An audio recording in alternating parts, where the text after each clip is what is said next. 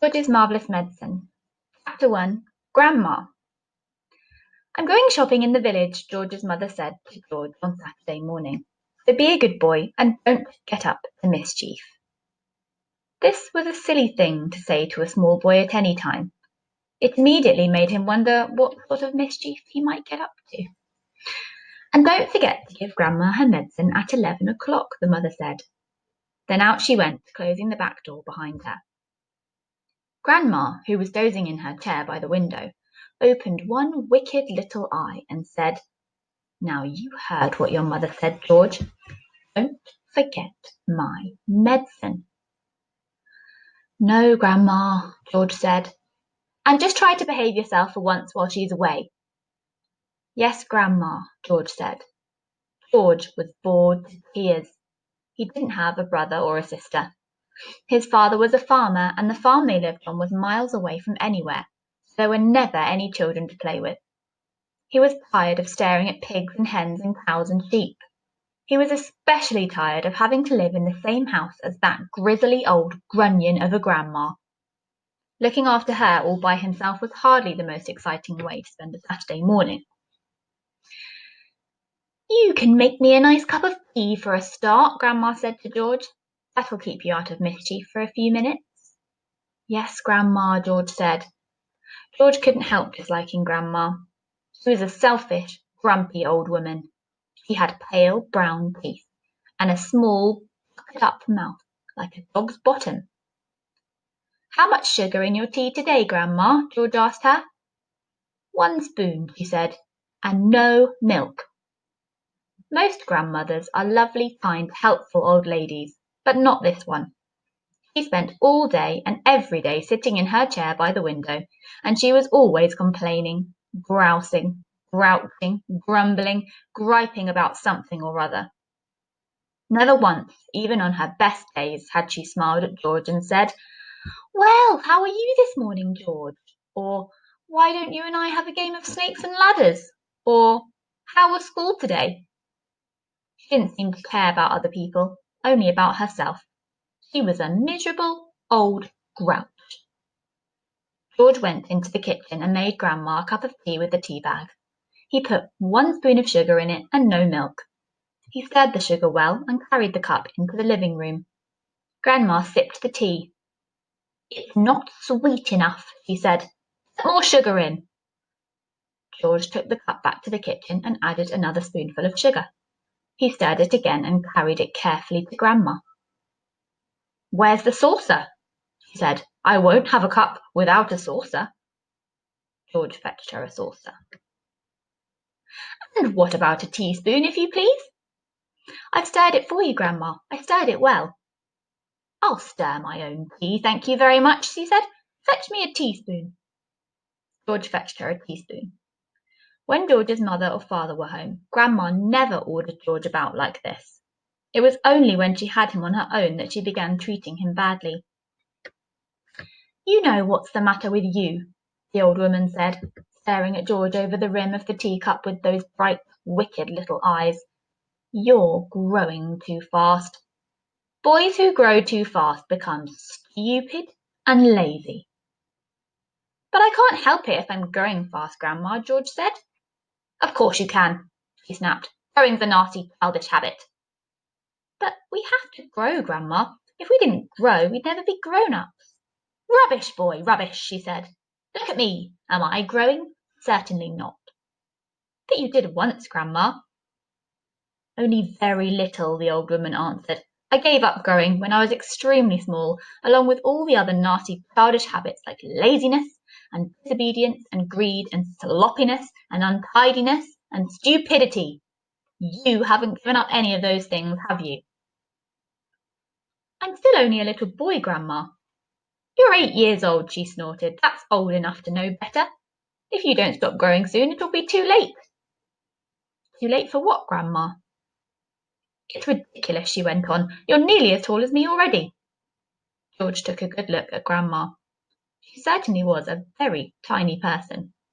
Her legs were so short she had to have a footstool to put her feet on, and her head only came halfway up the back of the armchair. He says it's fine for a man to be tall, George said. Don't listen to your daddy, Grandma said. Listen to me. But how do I stop myself growing? George asked her. Eat less chocolate, Grandma said. Does chocolate make you grow? It makes you grow the wrong way, she snapped. Up instead of down. Grandma sipped some tea but never took her eyes from the little boy who stood before her. Never grow up, she said. Always down. Yes, Grandma. And stop eating chocolate. Eat cabbage instead. Cabbage? Oh no, I don't like cabbage, George said. It's not what you like or what you don't like, Grandma snapped. It's what's good for you that counts.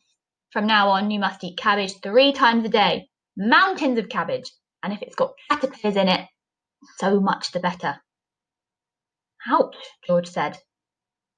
Caterpillars give you brains, the old woman said. Mummy washes them down the sink, George said. Mummy's as stupid as you are, Grandma said. Cabbage doesn't taste of anything without a few boiled caterpillars in it. Slugs, too. Not slugs, George cried out. I couldn't eat slugs. Whenever I see a live slug on a piece of lettuce, Grandma said, I gobble it up quick before it crawls away. Delicious. She squeezed her lips together tight so that her mouth became a tiny, wrinkled hole.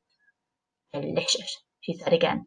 Worms and slugs and beetly bugs. You don't know what's good for you. You're joking, Grandma. I never joke, she said. Beetles are perhaps best of all. They go crunch. Grandma, that's beastly. The old hag grinned, showing those pale brown teeth. Sometimes, if you're lucky, she said, you get a beetle inside the stem of a stick of celery. That's what I like. Grandma, how could you? You find all sorts of nice things in sticks of raw celery, the old woman went on. Sometimes it's earwigs. I don't want to hear about it, cried George. A big fat earwig is very tasty, Grandma said, licking her lips. But you've got to be very quick, my dear, when you put one of those in your mouth.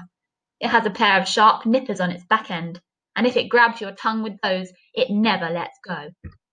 You've got to bite the earwig first, chop chop, before it bites you. George started edging towards the door. He wanted to get as far away as possible from this filthy old woman. You're trying to get away from me, aren't you? She said, pointing a finger straight at George's face. You're trying to get away from Grandma. Little George stood by the door staring at the old hag in the chair. She stared back at him. Could it be, George wondered, that she was a witch? He had always thought witches were only in fairy tales, but now he wasn't so sure. Come closer to me, little boy, she said, beckoning to him with a horny finger. Come closer to me and I will tell you secrets. George didn't move. Grandma didn't move either.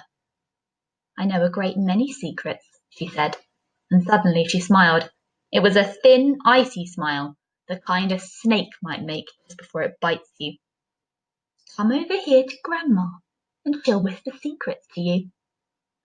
George took a step backwards, edging closer to the door. You mustn't be frightened of your old Grandma, she said, smiling that icy smile. George took another step backwards.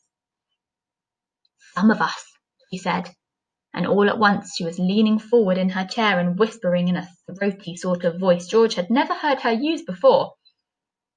Some of us, she said, have magic powers that can twist the creatures of this earth into wondrous shapes.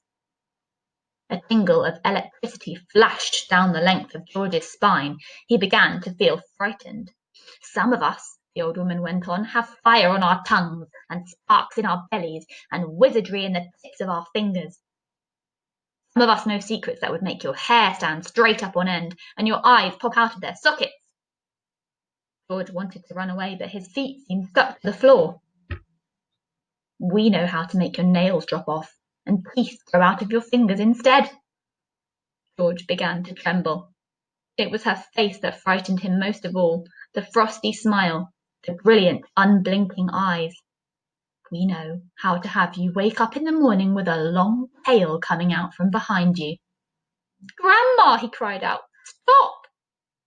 We know secrets, my dear, about dark places where dark things live, and squirm and slither all over each other.